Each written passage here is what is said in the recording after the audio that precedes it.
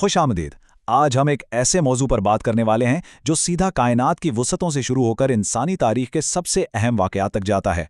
ये तज्ज़िया दरअसल सिफ़ात इलाहिया और उनके कामिल इंसानी नमूने पर मबनी है। सोचिए ज़रा, एक लामहदूद हस्ती की सिफ़ात इस महदूद और फ़ानी कायनात में अपना अक्स कैसे डालती हैं। चलिए इस सफ़र का आगाज़ करते हैं। तो चलिए सीधा इसकी गहराई में चलते हैं। हम सब ने ये मशहूर हदीस सुन रखी है जिसमें अल्लाह के 99 नामों यानी अस्माउल हुस्ना का जिक्र है। लेकिन यहाँ एक दिलचस्प बात है, उन्हें सिर्फ ज़बानी याद कर लेना ही काफ़ी नहीं, असल मकसद इनके गहरे मायने को समझना, इन पर अमल करना और इन्हें अपनी रोज़मर्रा की ज़िंदगी का हिस्सा बनाना है। जब हम इन सिफ़ात को अपने अंदर ढालने की कोशिश करते हैं तभी इस अजीम इनाम के हकदार बनते हैं। अब इस पूरे तज्ज़िये को समझने के लिए एक बहुत ही खूबसूरत मिसाल दी गई है, एक आईने की मिसाल। फ़र्ज़ करें हमारी ये पूरी कायनात एक आईने की तरह है। ये कायनात और इसमें मौजूद हर चीज़ अल्लाह की इन लामहदूद और अज़ली सिफ़ात का अक्स पेश करती हैं, बिल्कुल वैसे ही जैसे आईने में तस्वीर नज़र आती है। हाँ, फ़र्क सिर्फ इतना है कि अल्लाह की सिफ़ात बिल्कुल कामिल और लामहदूद हैं, जबकि इस कायनात में जो उनका अक्स पड़ता है वो महदूद और आर्जी होता है। और कुरान मजीद की ये आयत उस आईने वाली मिसाल की क्या ही बेहतरीन तायीद करती है। इससे पता चलता है कि कायनात का कोई भी हिस्सा हो या खुद हमारा अपना वजूद, ये सब एक बहुत बड़े कैनवस की तरह हैं जिन पर उन्हीं इलाही सिफ़ात की निशानियां बिखरी पड़ी हैं। आसमान की बुलंदियों से लेकर हमारी अपनी नफ्सियात तक हर जगह उन्हीं सिफ़ात का अक्स झलकता है। अब यहाँ जो सबसे ज़्यादा दिलचस्प बात सामने आती है वो ये है कि एक बहुत ही गहरे मायने वाली हदीस के मुताबिक अल्लाह ने अपनी रहमत को 100 हिस्सों में तकसीम किया है। और ज़रा सोचिए, 99% रहमत अल्लाह ने अपने पास महफूज रखी है, जबकि सिर्फ 1%, जी हाँ, सिर्फ और सिर्फ 1% रहमत इस पूरी ज़मीन और इसकी तमाम मखलूक़ात के लिए उतारी गई है। सुनने में ये 1% शायद बहुत छोटा सा हिस्सा लगता है, लेकिन सच तो ये है कि दुनिया में मोहब्बत और हमदर्दी का जो भी चश्मा फूटता है वो इसी 1% का नतीजा है। यहाँ तक कि, और ये मिसाल वाकई दिल को छू लेने वाली है, एक जंगली जानवर भी जो अपने बच्चे को रौंदने के खौफ से अपना पांव उठा लेता है ना, वो भी इसी 1% रहमत की वजह से। ये बात इस इतने बड़े तस्वर को कितनी आसानी से हमारी आम जिंदगी से जोड़ देती है। तो अगर हम कायनात का मवाजना करें ज़ाते इलाही के साथ तो फ़र्क बिल्कुल वाज़े हो जाता है। कायनात के तबई कवानीन और ये पेचीदा तख्लीक अल्लाह की सिफ़्त कुदरत यानी अल कदीर होने को ज़ाहिर करते हैं, और इंसानों या फरिश्तों के पास जो थोड़ा बहुत इल्म है वो अल्लाह की सिफ़्त इल्म यानी अल अलीम का एक बहुत ही छोटा सा अक्स है।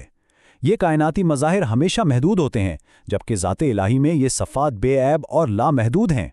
तो यहाँ एक बहुत ही अहम सवाल जन्म लेता है। हमने इस कायनात के वसी पैमाने पर इन सिफ़ात का महदूद अक्स तो देख लिया, लेकिन क्या इंसानी तारीख़ में कोई ऐसा वजूद गुजरा है जिसमें ये लामहदूद सिफ़ात एक बिल्कुल मुतवाज़िन और कामिल अंदाज में जमा हो गई हों?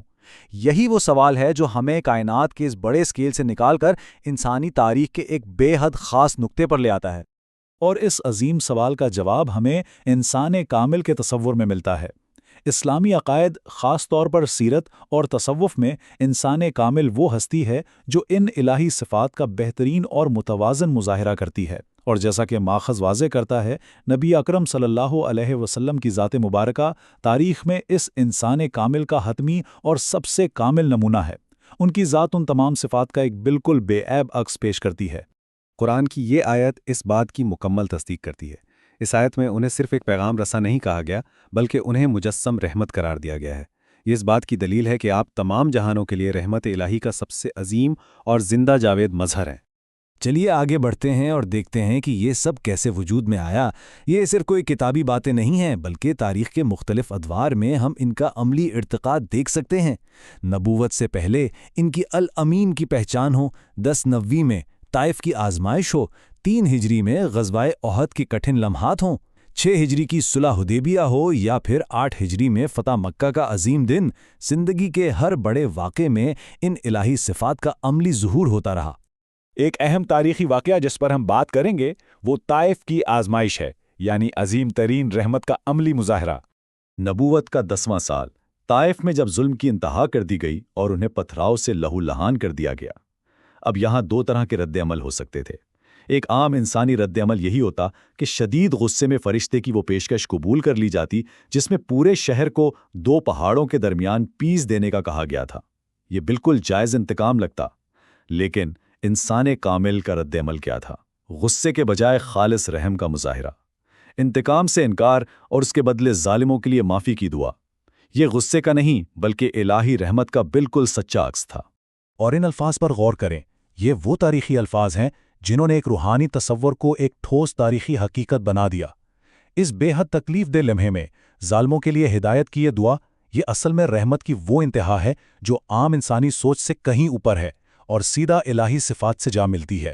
اسی طرح ایک اور واقعہ غزوہ احد کا ہے، جو الحلیم اور الصبور یعنی بردبار اور صبر کرنے والے کی صفت کا واضح مظہر ہے۔